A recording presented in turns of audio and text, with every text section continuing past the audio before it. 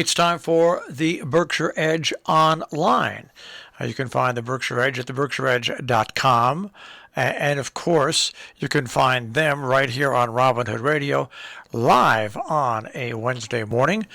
And we say good morning to Marcy and David. Good morning. Good morning. Good morning. We like to think we bring warmth and sunlight every day on the edge. Well, but maybe not. well, you bring warmth. Big forces to counteract. Right? Well, you bring warmth and sunshine, and occasionally, in some of the stories you have to cover, there's cloud cover, but there's nothing you can do about that. There's a lot of cloud cover. And often precipitation. All right, well, we'll start off with the first story that we have on the list here, and that is the Massachusetts Attorney General has joined with 24 other state attorney generals in urging the Supreme Court to nullify the Texas abortion ban. I don't know what response they're going to get, but I guess I don't either. Everybody wants to go on the record, I guess. I guess so. And anyways, Maura Healey joined. Not only joined, she led. Led 24 other states. There are 24 others joining her. Well, that's what she likes to say. But I'm sure it's a group effort here. Anyways, they filed an amicus brief with the Supreme Court, challenging, supporting abortion rights in Texas, which are at risk right now. They've been banned. They've been banned. They're more than at risk. They've set up a vigilante state. Well, Texas has always been a vigilante. Yes, I guess so. It's history, right? It's the Lone Star. In fact, it's kind of a wonder they're still a member of the union, considering.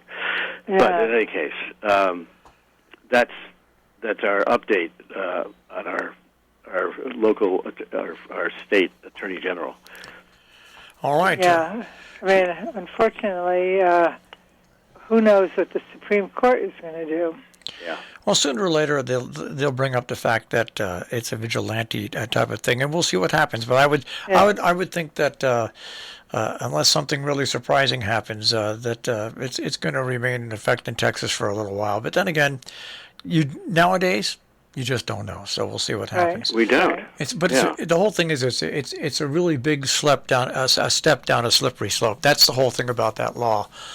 Because it's such a bizarre law, it will influence other states on their look at abortion as well. Yeah. All right. On politics, you've got another Berkshire County Democrat running for the state Senate, Representative Paul Mark. Yep, we do. The politics they're heating up here in Berkshire County, and he's running. Paul Mark is running on a Medicare for all higher education funding reform platform, and as I say, he's running. As you said, he's running for the state Senate seat. He's already a state representative. Yeah, he's a state rep now, but he's running for the Senate seat that's going to be made open by Adam Hines, who is running for governor. Lieutenant governor, right. So we have some races going on here in Berkshire County, which we don't always have. But this one, Adam Hines' attempt to step up into the governor's office, at least the lieutenant governor's office, has opened up his seat here in Berkshire County. Well, but the other thing is that Mark's seat. I mean, we're losing. We're losing a seat in the state house. So Mark's seat is going to be eliminated, and his district is being merged with Smitty Pignatelli. And Pignatelli, of course, is extremely popular. He's our state rep. And so Marx has, if Marx wants to stay in politics, he has to find another race. And he's also got somebody in the Democratic Party that's probably going to run against him, right? Yes. Probably, yeah. No, Well, it's Nuciforo. Yeah, Andy. Yeah, Andy Nuciforo. Who had the seat for 10 years.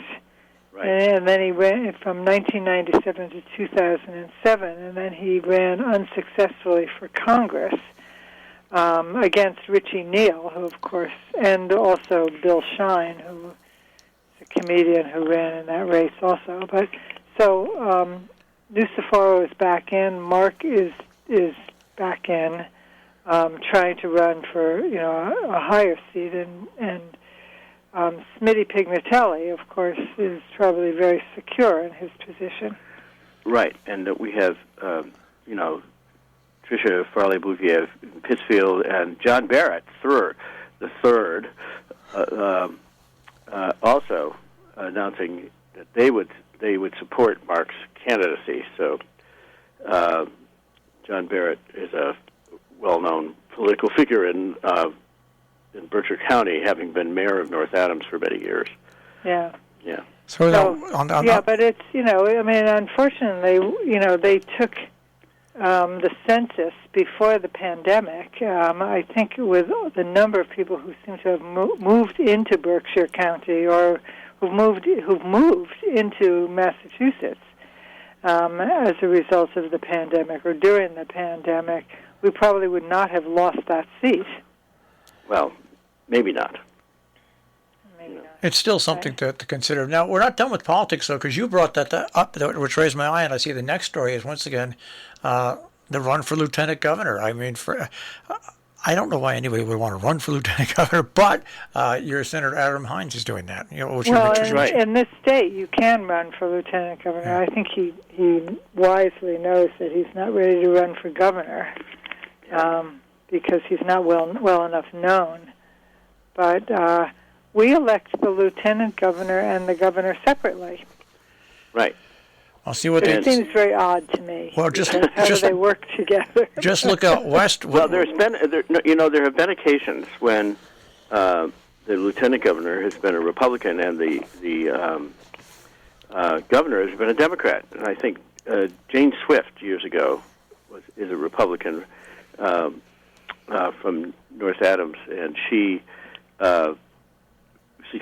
she was a Republican, but she had. Who did she serve with? Who was the governor at her last time? Sallucci, I think. Okay. And she became governor too. She did. Yeah. So there's been this. Republicans, by and large, in Massachusetts are of the more liberal variety. Like our current governor. Like our current governor. So they, it's not an uncomfortable match. Put it that way. Well, yeah. If you look at an uncomfortable match, just look out west at whenever the governor leaves the state, the lieutenant governor puts things into effect that the governor has to stop. That's right. Well, unbelievable. All right. I tell you, that would have been like in high school in 1971. We had a day where if you were a senior, you could run to be one of the administrators at the school, and so I ran to be the vice principal, and I won it. And it would have been like me canceling midterms. You know what I mean? Was that your platform? No, my platform was I made underclassmen go out on the big oval in front of Housatonic and pick dandelions. I told them to pick I'd pick a number between 500 and 700. They'd come in with all the dandelions. I'd look at them and so I said, oh, "You are one short. Please go back out again and do it again." That basically was what I did all day. Anyway, counting dandelions. Counting dandelions, I had people, yeah. And now you're in radio. I mean, is there some connection there? There's a big connection. Well, this is a story that I read in The Edge, and there's a song called The Never Ending Story. Well, this is the never ending story, and that is the Great Barrington Select Board. They're mulling the acquisition of the Housatonic Waterworks. I don't know what there is to mull. I think sooner or later they're just going to have to do it. Well, it's the question of money. Yeah. I mean, that's what they're mulling. I mean, but they are the town officials are pressing ahead to address the issue of poor water quality, but I mean, I don't know if the town has the money to buy it. The funniest thing is that this story has real an echo for me, because when I first got into journalism, I was working for a newspaper in Bennington, Vermont, and one of their water system was privately owned, and it was just as the Housatonic water system is, and they had what was called a deed of gift, which was the legal structure of this private water system, which and the town had for many years could not, what they called, break the deed of gift, even though the water system, the deed of gift there specified the amount of money in 1902 dollars that could be spent on repairs for the system, and the system was falling apart because they didn't have the money to do it and couldn't spend the money to do it. They finally did. They finally did break it, but this is a similar situation here in Housatonic, the little village in Great Barrington. But I can imagine how the people who live in Housatonic feel. You know, let's say you're living in your house and your roof goes bad and you don't really have the money to fix it. Why don't you take a loan and you fix it? I mean, it's one of those things, and I just can't see. You can't keep putting these people through this. Well, the problem is, I mean, as we say in this article, is that the Department or the State Department, what is it? The Department of Environmental Protection, and the State Department of Public Utilities can regulate if water is dangerous, but they can't regulate what water looks like. I mean, if it has not been judged either hazardous to the environment or dangerous to health. But people are disgusted by the way it looks, and it's staining their toilets and sinks, and it's staining their laundry. And I can imagine that they are hesitant to drink it or cook with it. But there is no state regulation that requires correcting how it looks if it's not dangerous. It's the system itself too, because the water, it comes from a water source that's pure, and it's just the system itself is just not been maintained. I can't imagine that if it's not corrected sooner or later, a citizens group is going to get together and sue the state and sue the town. I just can't imagine that that's not going to happen. Well, these people who have invested in homes and so on in Housatonic, who's going to buy a home that has water that's discolored? Yeah, that's why, I mean, sooner or later it's going to cost everybody more money, because it's sooner or later it's going to wind up in court. Well, it's 17 miles of water mains and 55 fire hydrants in this tiny private water company. Right. It'll be interesting to see how it all evolves, but it's just... Well, this is an ongoing story. Yeah. This has been going on for years. Right. And, the private water system has tried to hire someone to line the pipe somehow to, diminish the contamination, but nothing has worked. And I think that they just have to... I'm not sure what the ultimate solution is. I think the water system has to... The private water system has to join the town's water system in order to access the kind of funding it needs to really tackle its deteriorating condition. Yeah, there are only 824 customers with a total population of roughly 1,400 users. And the engineering report that the town commissioned said that the cost of recommended improvements would be $30 million. Now, if the water system can't possibly raise the rates sufficiently on 824 customers to raise $30 million. Right. So I mean, it's really a problem. And what to do, and also there isn't. I mean, the other problem is that there isn't sufficient pressure for the water mains in case there's a fire. I just look at what happened in Detroit, and they're working on that water system now. And you know what? Someone's going to have to float a loan for $30 to $35 million. That's obvious. Yeah. That's obviously what's going to happen, and maybe even some of those 800 people that are going to get a new water system will also have to pay some sort of extra tax to go along with it. But what needs to happen here is that this private water system needs to be folded into.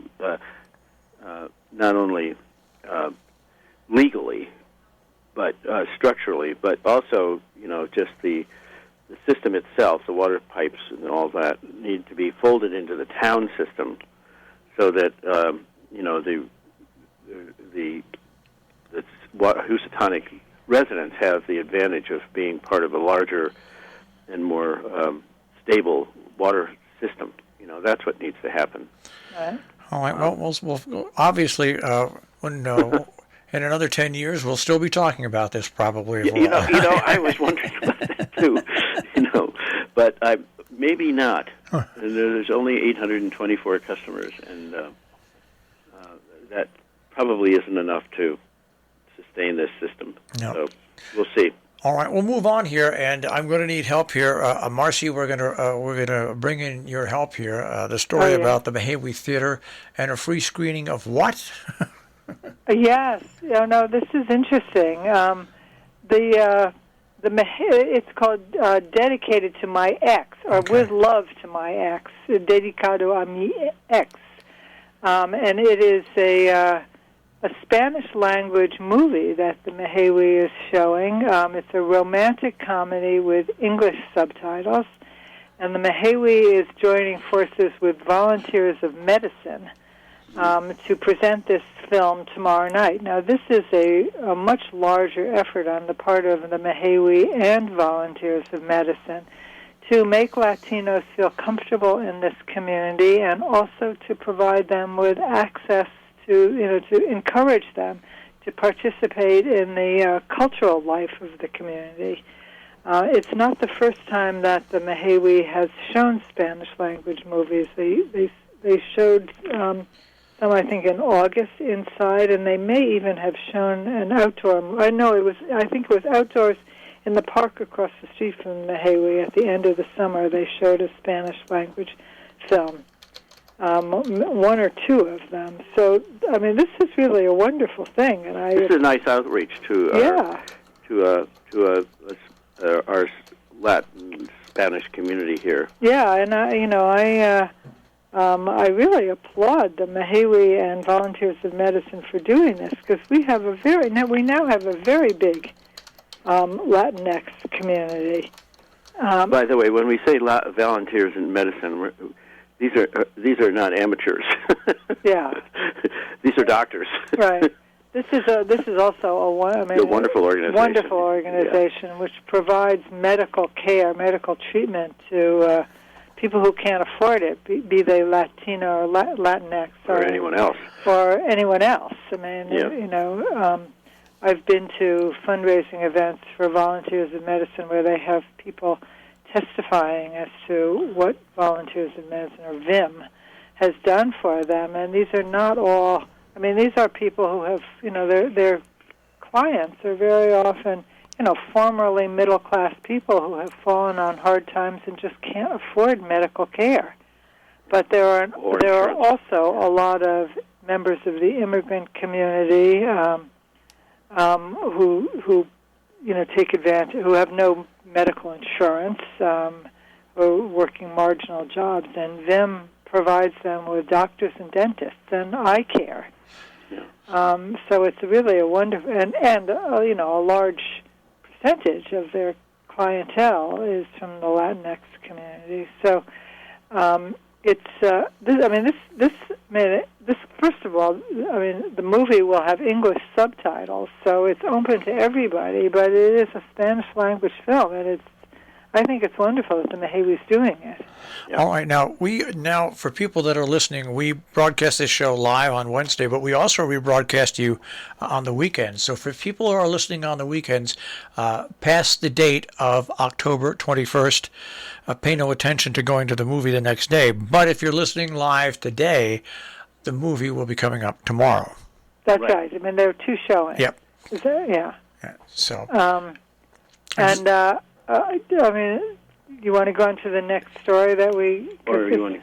Yeah, the trail. No, go ahead. The trail magic at the Appalachian Trail. Yeah. Now this is, this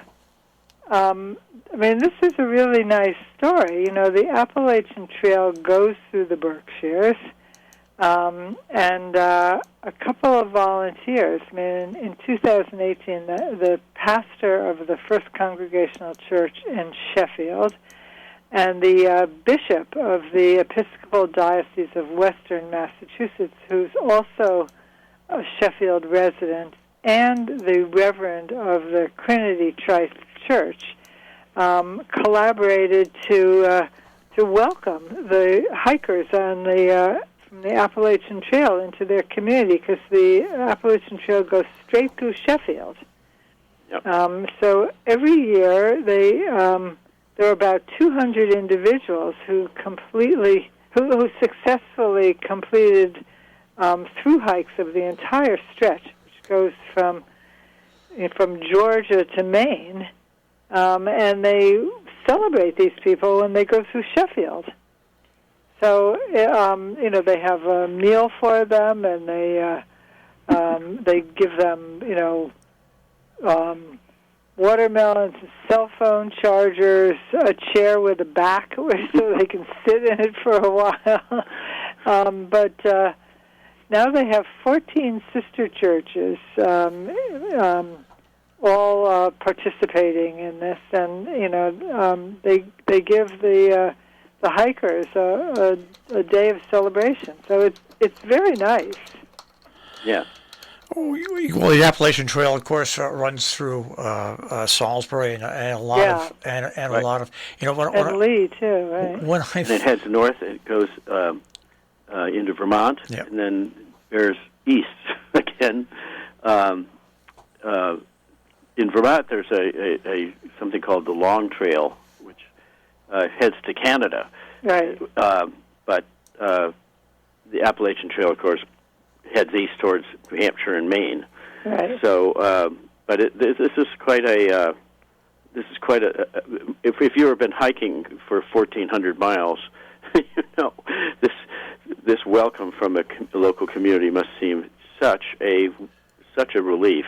Yeah, and they give them, a meal. Big Elm Brewery in Sheffield gives them beer.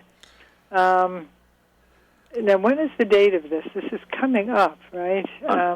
Saturday. So it's Saturday, yep. Right. So I hope it'll be good weather. And, of course, there's some people who are going south, and there's some people who are going north, but they all go through Sheffield. Right. It's very interesting. And did either of you see the movie that was made off the book, A Walk in the Woods?